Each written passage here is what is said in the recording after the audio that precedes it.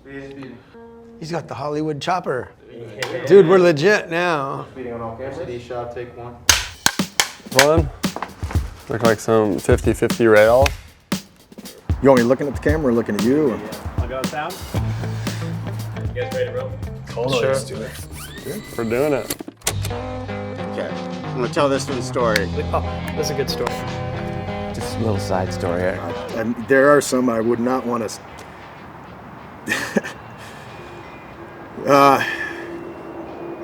All right, well, here's one. And I'm not sure if I'm even supposed to tell this, but I'm gonna fucking do it. I can deny that accusation. Whipped down his shorts and went, "Look at this bruise I got today, Yvonne." Traded a surfboard for a horse. Got a tattoo. That was epic. When you tagged the cop car and I think I'm like a walking lawsuit or something, I don't know. Tequila tonight, tomorrow we ride. That was a recurring problem. I mean, it was almost dangerous. Almost? It was dangerous. I was always skeptical if they ever had any cash in that place anyways. We traded a surfboard for a lawyer's time. Grabbed his goggles and went and grabbed a grinder and went, Immediately grabs a 2x4 and just comes right back at me. Just like, Purple leopard skid tights will change your personality for a few hours. Oh yeah. and R&D includes all kinds of studies. It's amazing we're all here. Right? Yeah. They had one, I haven't told Fletcher where this board went, but. Who's Fletcher? Who is Fletcher? Who is Fletch? Jeez. That's a good question. God, I don't know how to I don't know how to Jesus Christ. Fletch is a lot of different things. He's a hairy little gnome. He's a conundrum wrapped in a riddle. He's pretty much ready to do anything, even bad ideas. He's definitely not an extrovert. Fletch is all right. Fletch is all right. We're just tripping that people still don't know who Fletch is, man. I'm Fletcher Chouinard. I'm a surfer, shaper. Well before I started shaping, I was just nonstop surf all the time, frothy. I got into shaping mostly because I just wanted a quiver. A little bit cheaper way to do it. I didn't have a lot of formal shaping training. You know, I had some early lessons with Steve Walden. So I was basically sweeping up Steve's shop and probably causing more trouble than it's worth for him. He caught me shaping a chunk of insulation foam and asked me if I wanted to shape a board. I was kind of just hooked.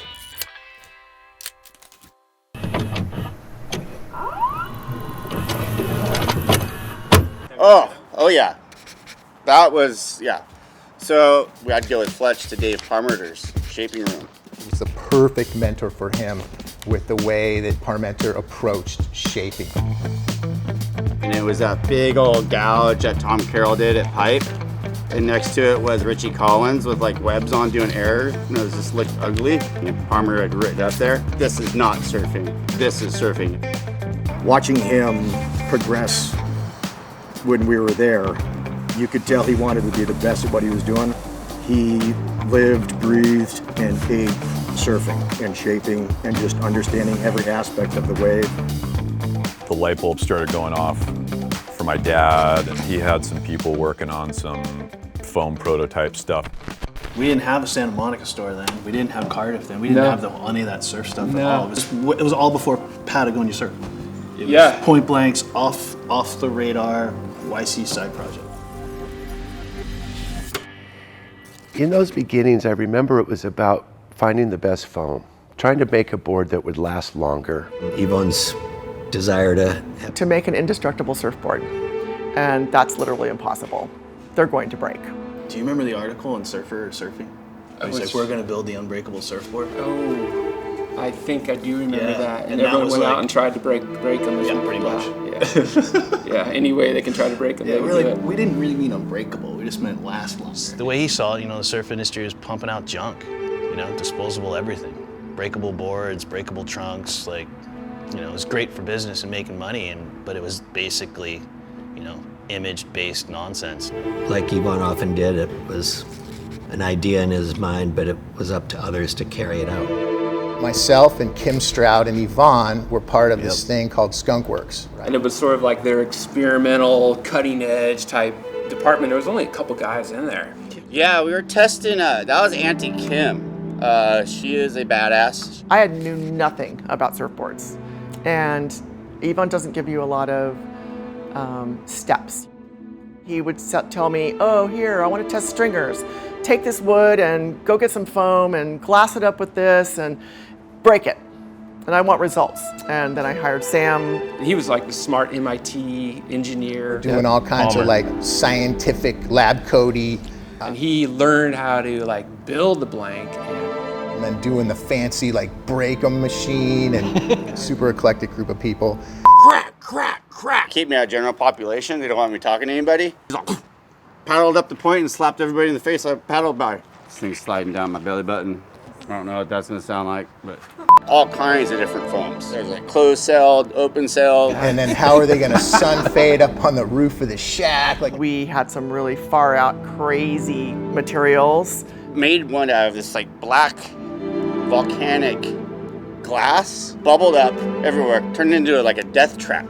You know, trial and error, we were eliminating little by little what was going to work and what wasn't going to work. Yvonne said from the very beginning, if we have 10 projects, one may make it to development. And I think that's really the only project that actually made it to development was surfboards.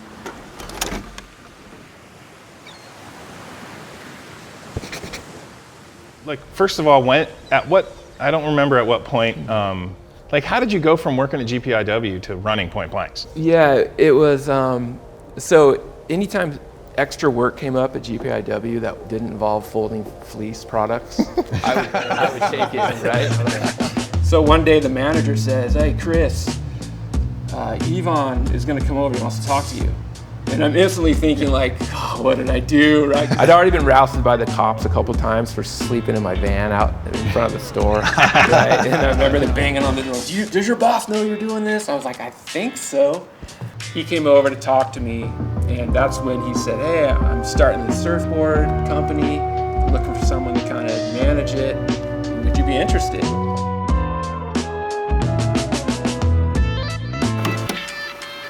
And then Chris hired a few more people after that. Hefe, Bobby Llama, Sammy. Before we get too deep into it, I was going to introduce yourself there, Jason. Oh yeah, forgot about that. You get sucked in, So yeah, my name, I'm Jason McCaffrey, and I was the first guy he hired, luckily. I mean, we surfed, but we didn't know anything about building surfboards when we started. We just knew we wanted to do it. Yeah. That was it. We're like, this is gonna be the coolest thing ever. everything was so trial and error. Oh, that didn't work. Oh, that's not going to work. Let's put this sandbag here to make that work. I mean, the whole thing was from scratch, of scratch. The test that we would kind of use to impress people that weren't familiar with the boards. Yeah. I would take a shortboard and put it upside down on the ground and just stand on it in the center. I don't think there's many polyurethane boards you could have done that too. It was definitely living in slow when they were down here doing that. Our first task was to get Fletcher on board. And so we used to do these road trips, and so we'd be like all goose, goose, goose, goose, hey, you know, come up, literally go up into his bedroom, kind of peel him out of there. I was paying less and less attention to shaping boards for local guys up north. It just made more sense to come back down here and get involved. I think that's what got him more into it. Like, he loved working with his friends, he loved surfing, he loved building stuff. We all loved the same things. Yeah, and he was good at it. I mean, that's the other thing. I mean, that guy could shape a rail. He had an eye for it.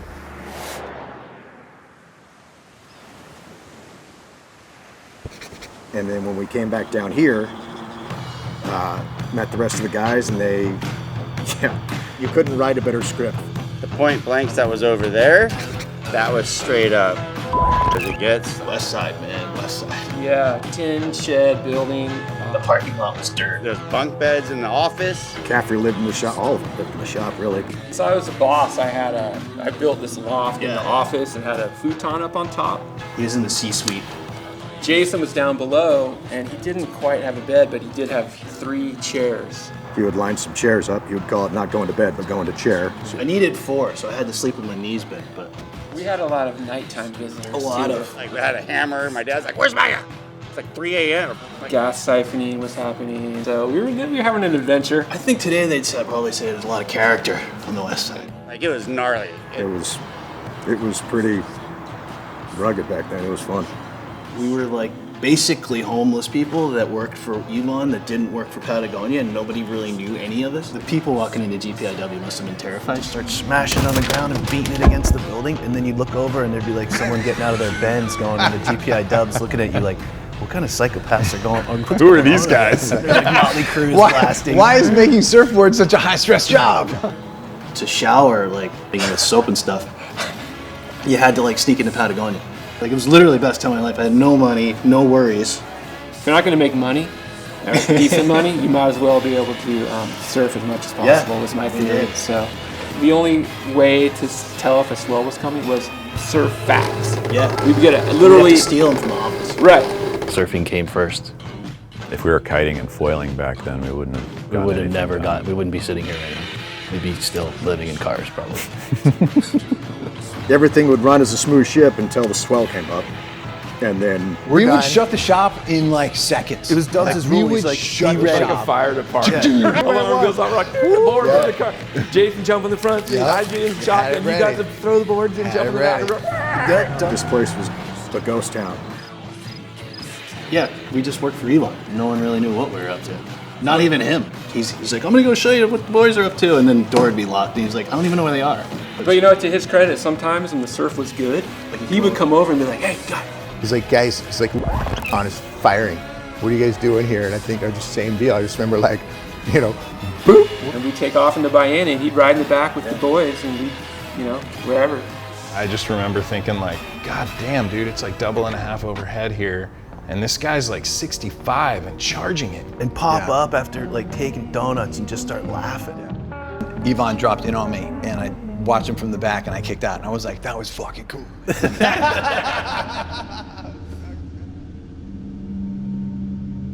These are those round nose wedge stringer shortboards that we were talking about. We hated them. Oh God.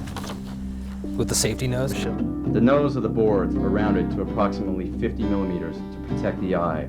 It didn't help our cause and acceptance of the surf community. We kind of threw a whole lot of new at people in one package. It was a bit overwhelming, I think. They had round noses and wedge stringers, and they were different foam, different resin, and people didn't really know what to do with them. Right. Like, I don't even know if I should touch that. A lot to consume and understand and trust in without any explanation, really, because there's like 3 boneheads at the dead end street, if you could find us. There was very few people actually using alternative materials, period. And I was actually shaping right across the street, and they were trying to market that their stronger foam, and that stuff's a bitch to work with. So, I mean, we were going, wish you luck with that, guys. And then that insane mental torture device of a shaping machine came in. Oh, dude.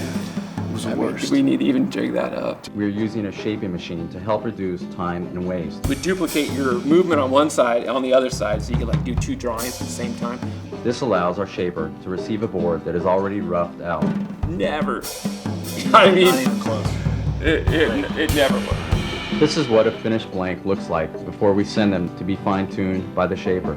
Stuff that we would hand Fletch, and he'd like, thanks. Yeah, Right? well, Asymmetrical and like. Oh my God. it's actually more This one's work. twisted. How did you twist it? Yeah. People that were calling looking for money, we owed them bills. Oh, you need to talk to the manager. Like, what's the manager's name? Like, Zach. And they'd be like, okay. And they'd call back and be like, is Zach there? And we'd know it was somebody trying that we owed money to. So we'd be like, yeah, that guy never works. He's so lazy. Like, looking at him laying on the floor. Be like, you should call back He later. smells. Oh, that's funny. Yeah, because we were like, it was tight. You didn't pay yourself. Sometimes, I like, don't remember that, and I was the Yeah. one that paid the bills. I'd be like, Chris, dude, this isn't happening. Yeah. Like this, we can't pay these bills. It was before the grand opening going out about business party. And that was 99, I think. It was a Point Blank's grand opening party. It came over and we had boards out and it was all this thing. And like, meanwhile, behind the scenes, we had a container full of surfboards and no place to sell them.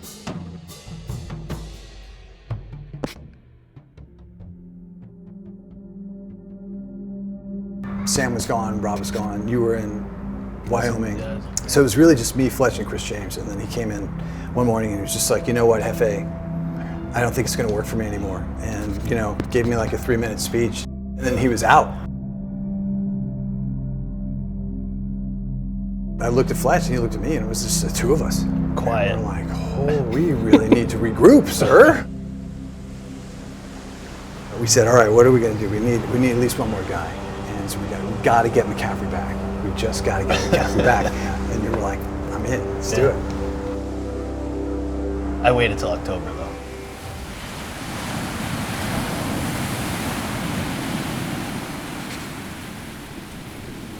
Fletcher's shapes were at a level, but the finish work wasn't Right, quite we're there definitely yet. What we did with foam and resin and glues and stringers, we weren't able to do on the glass side yet. That's when the glassing really became the focus, and like when Todd came in. You know, they had hired a boat builder, you know, guy worked on the Oracle or something. I got my new board and I picked it up and it was like heavy, like real heavy. I went to go buy blanks again, same glassing schedule, and the board that I made was 2 1/4 pounds lighter than the ones that they were getting glassed down south. Okay, something's amiss, you know. Like, we have a winner. And I was like looking around, I was like, what do you guys do here? And then Get that a lot. And I said like what I do back east, and Jay said, he goes, we're actually looking for someone like you right now.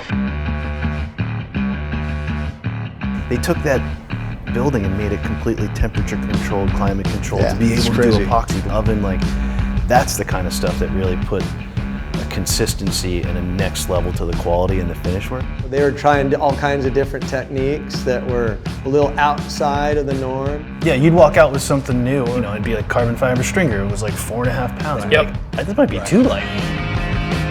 I remember battling with YC on that one, you know, it was like, oh, it gotta be light, gotta be flexible. So then I built something like really light, really flexible. It's like, oh, it's too light, too flexible. Well, I think that was the spirit of the place from the very beginning. When it was still just an idea, was let's never stop testing.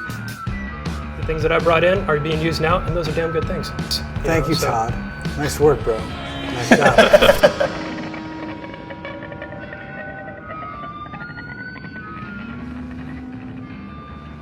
We had this like angst against like how Patagonia was trying to sell surfboards versus how we wanted to do it. And we were like, we don't think this is that cool. It just didn't speak to us. We had a different approach. So they were our only customer, which is ironic, right? Being mad at your only customer, like, yeah, that's healthy. But somebody next door is probably doing surf ads with the boards, because that was out of our hands. Like, It was cool and groovy, but they were blending in with the culture. They weren't leading the culture. This is, you'll remember this, the Sea Slug logo, the Patagonia logo. The inchworm. We drew little like antenna and legs on it. Yeah, yeah. Because we were like, this is the That didn't goofiest last logo. maybe years. I don't know, we were just angry all the time, but we started the point blanks part of it. We were doing our own and putting them in the shop and still doing Patagonia boards. I think we were calling the weird off the menu stuff point blanks boards. Instead of being reactive to Patagonia business, we just took the reins and did it our way and brought it to Patagonia. When that happened, we officially became in the fold and we committed to like actually staffing this bigger than us making surfboards. And it kind of made the industry pause a little bit and go, I wonder what they're gonna pull off. And that was the bullseye we had to hit. And bringing in Sammy, Benny, and that whole new crew was the only way to hit it. And they needed a lammer, and Chris Malloy said, hey, you should try to get Sammy, he's good, right? Sammy had a really good reputation in the industry. I'm thinking I probably met Fletch probably around 2000, 99, around then. Ben was part of the crew that we were afraid of when we were growing up. Yeah. Down south. I pulled up and this guy like stuck a nose of his board into Fletcher's Volvo and went like, "Ee!" like all the way down the side of the car. I'm like, this is gonna be fun. Yeah, welcoming. You know, the key was getting away from your vehicle as fast as you could so you didn't get like tire slashed or keyed. You know, you keep all the violence on the beach. I'm from a town south of here, so they were pretty accepting of me. You know? Back then, there wasn't the crossover. And then just slowly like was asked to come work here. They wanted to use cutting edge materials, not just standard stuff. You go into the unknown, shall we say. Then when I felt how strong their foam was, like you go, whoa, okay, you guys are onto something. You didn't want to admit it because it's not easy to work with this foam. Sammy had so many things to figure out. And epoxy is a whole different animal. We could build great, solid, tough boards, but they didn't look like everybody else's. May leave slight random streaks, ranging from yellow to black. So if you have this great, long-lasting board that doesn't look as good as the one that's a couple $100 cheaper, guess what happens? They weren't as sexy looking as some of the industry standard poly finishes. Yeah, the mission was make more durable board and get them looking killer. That's been the project from day one. The cool thing here is like, hey, however long it takes, do it the best way. Brings it back to the art. Most people that start with epoxy just want fast epoxy. And it's like, hey, that's not the best epoxy, that's not the best product, rushing it through. So I did a couple discoveries and we got to where we're doing cut laps and pin lines. And the things that are coming out of there now, as far as the quality and the visual, light years ahead of like what I would have been able to bring to the table. Pretty instantaneous visual quality change. That doesn't happen overnight. But we did, we got through it and we got better and better at it.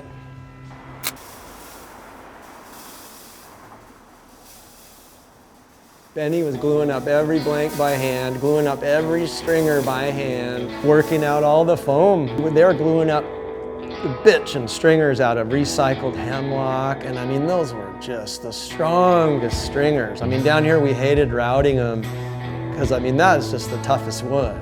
And not to mention, that was throwaway wood we were turning into boards. And then the raddest part was like, within 6 months of when I signed, Clark Foam folded.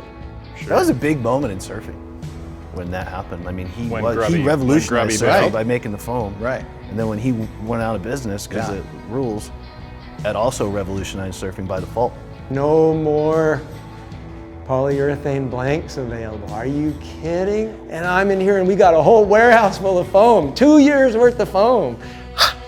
Yeah, we had phone calls that day.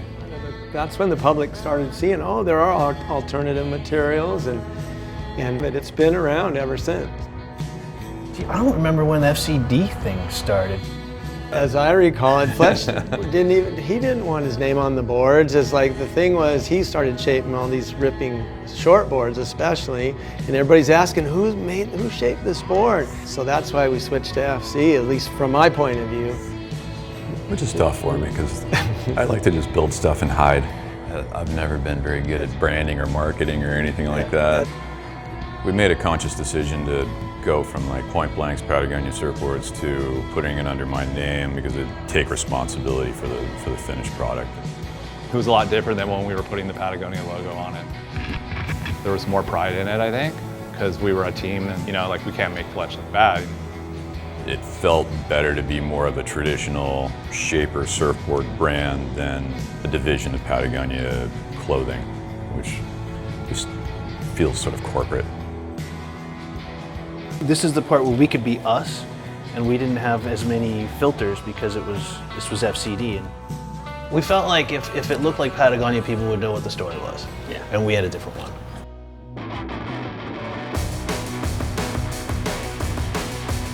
It was the beginning of the time period where we kind of started to come into our own. Our board started traveling like the world.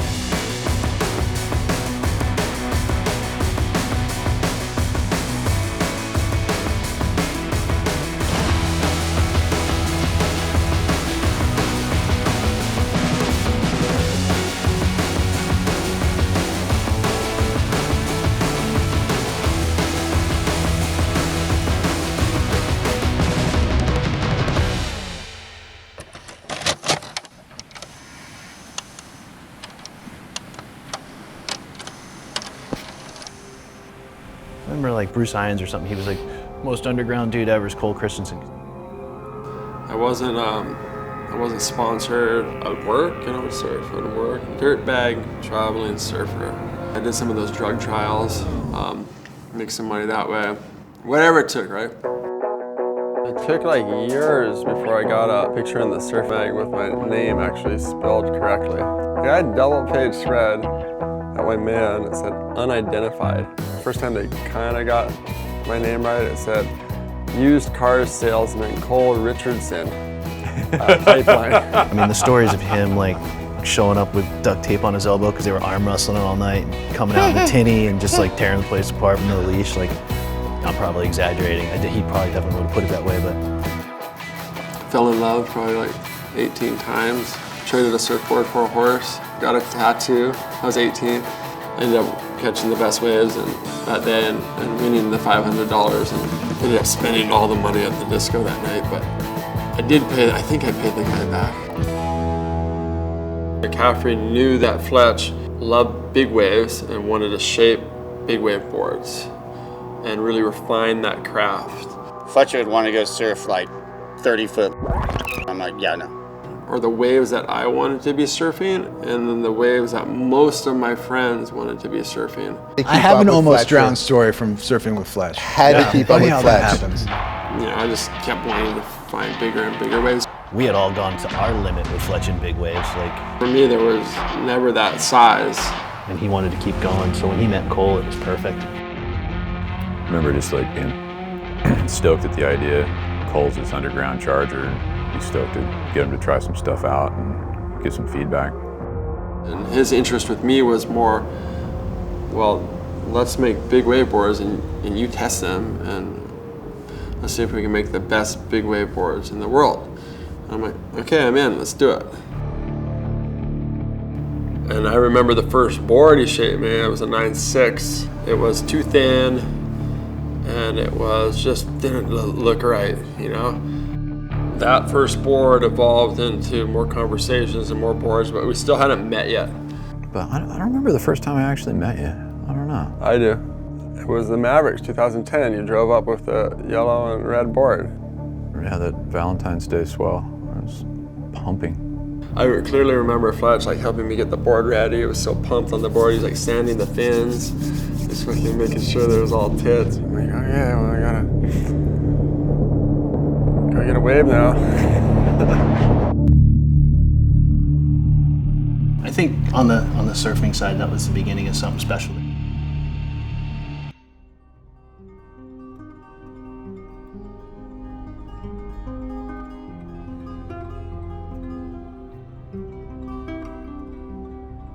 After we got to know each other, and we decided we liked each other,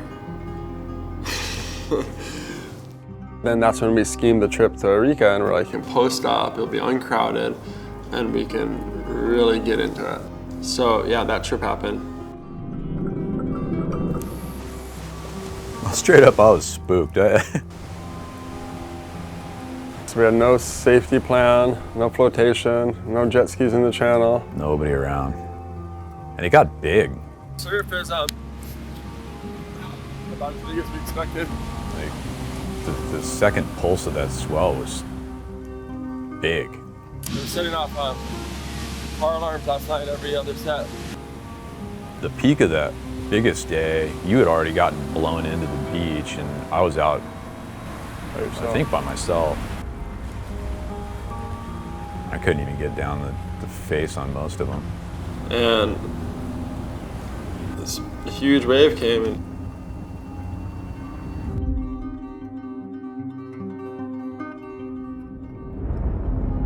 Did you guys ever see that? I could not believe that. Huge. He has a still shot of that in his office. Oh, he does. let me just, oh, this isn't his office anymore. How did I drink somewhere?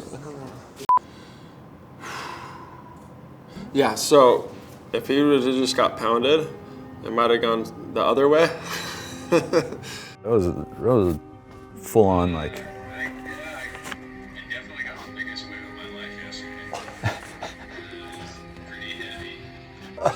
who's that dork?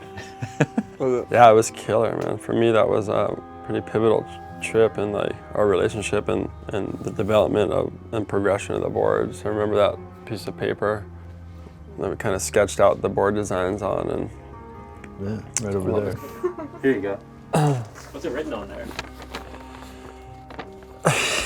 It's written on the menu ejecutivo de Panamericana Hotel Arica. Y para postre, torta de mango. That's pretty sick. I didn't even realize that was on the menu. We kind of just broke down some different board ideas. Remember this? Yeah, man. I had enough bad wipeouts that I realized what I was doing wrong in my shaping.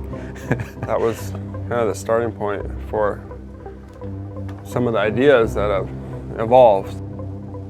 It was like kind of like the wish, like the dream list. I'm like, let's do these boards. And then he came home and did them. Fletcher would come back just like brain on fire to try and make the next thing. And I could see and understand what he needed to do, what he wanted to do.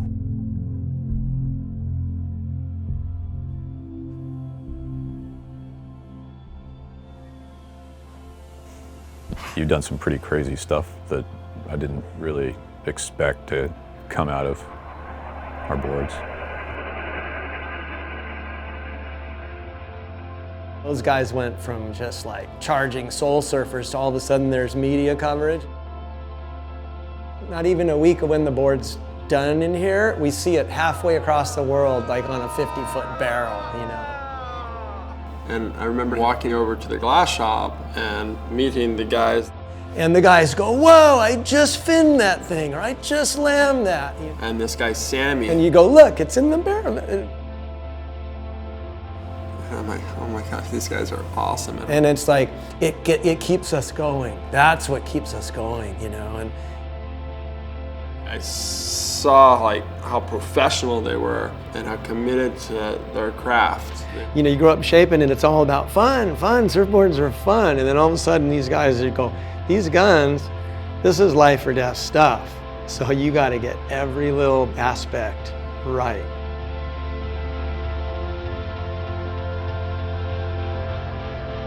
So I don't think there's, many glassers in the world that can do it better. So I can't say enough. Building those boards and then getting to see them ride, and not just once or twice, but again and again and again. It's awesome. That's like the best part of working here.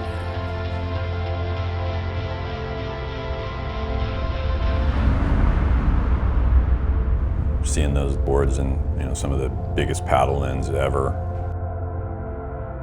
When we talk about progression and big wave surfing, it's, obviously to paddle the bigger and bigger waves, but to actually be able to surf the waves rather than just hold a line.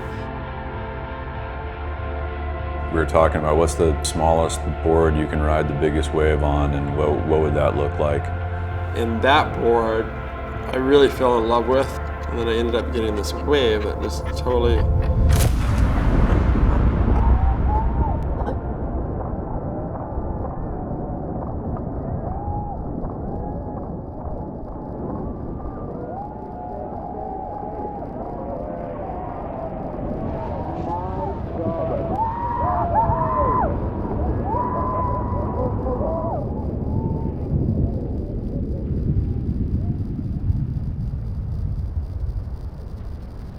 We've gone back and forth a lot about why you didn't make it out of the barrel. And well, I kind of did make it out. I mean, it was an impossible situation, but we tried to solve for that so many times. Getting that wave on a 7.6, it barely worked, but it worked. I couldn't believe I made the drop. And the board did everything we needed to do there. It just squirted off the bottom. Like, what if we had different fins? It just set the line and it was just going perfect. What if we had different rails? And I remember it coming up and I knew I had to get, so I did my best to get up high. What if we had different bottom contour? But then ultimately, there was a section of the wave. I think if we had more rail and a bigger board, then I fell off and then I came out into the light upside down. So yeah, I'm really glad that happened because talk about forever. Just fucking close. Fun experiments like that are what makes it all worth it.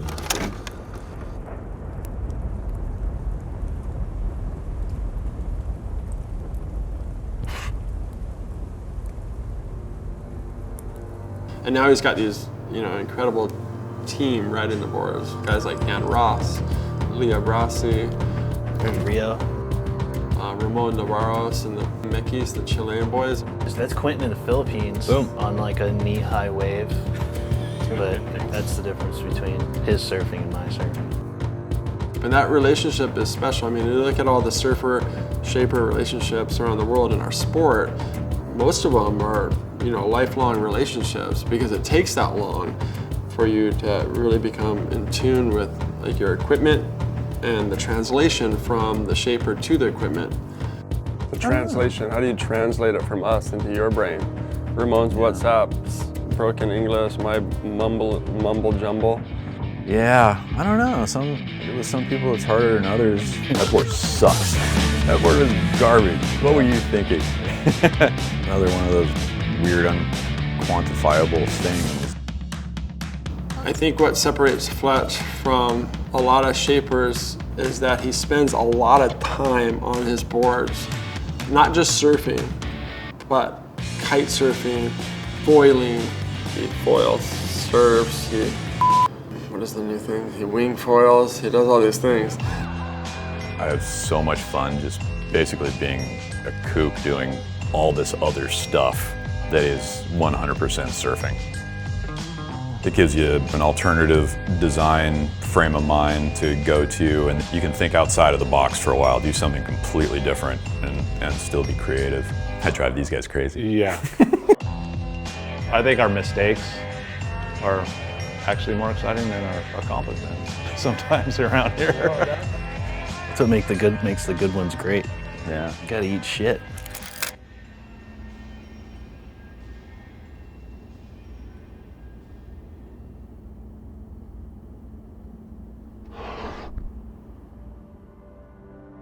There's no perfect. Nah. If there was ever a chance of achieving perfect, it wouldn't even be interesting. That's the whole thing. You try and try and try, and you get better. Hopefully you achieve some of your goals.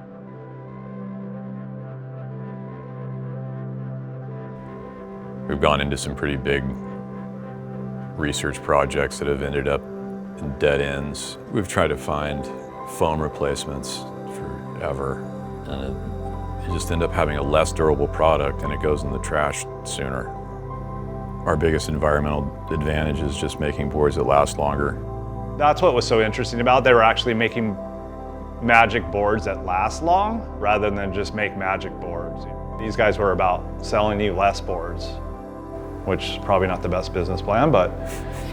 We still get people that'll find them in places and send photos, and I send them to him. I'm like, remember this one? I was like, I think that's your handwriting. So They're 20 years old and people are still riding them. There's one down the street. I saw it when we were going to get lunch yesterday.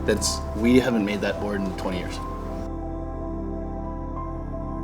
I remember Dale Velzy telling him, you know, how you doing on your board shaping? And he goes, I think I'm getting pretty good at it. He goes, have you done 10,000 boards yet?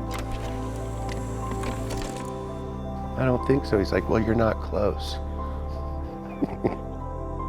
Coming from the other side, like you're having your eye and wanting things to be a certain way kind of pushed everybody else to make it better too. It's definitely not my show. I couldn't do any of the stuff that I do without everybody else. It's hard to put in words, but like, it's a tribe. They're like my family, you know, they are my family, that's it. We all had each other's backs, no matter what. Yeah. It's awesome. Like the whole evolution from start to finish, from like living in the parking lot to literally sitting here right now 25 years later, it's better than I ever thought it could be. I couldn't be prouder of that time. With these knuckleheads, I'm impressed, so. I mean, it's pretty crazy to think that like this is essentially my job for the last 20 years. Like this is it. Yeah, this is it on the table. It's really just surprised and still am to like have been fortunate enough to be involved in all of this stuff. It's ridiculous. I'm getting like goosebumps. You kind of, I don't know, I was in it at the time, and you're just like moving a mile a minute, and then having something like this to look back on, you're like, whoa. We wanted to make enough money to go surfing, and that's all we ever wanted to do. The rest just kind of came out of it, you know? So we got to crack it, not screwing it up, and we went for it. And that's the one thing I think everybody here still shares, whether you lived in the dirt in 1999 or walked in last week. You're here to like see how good you are. and be a part of something that is still every day trying to make it better and change the way things get done.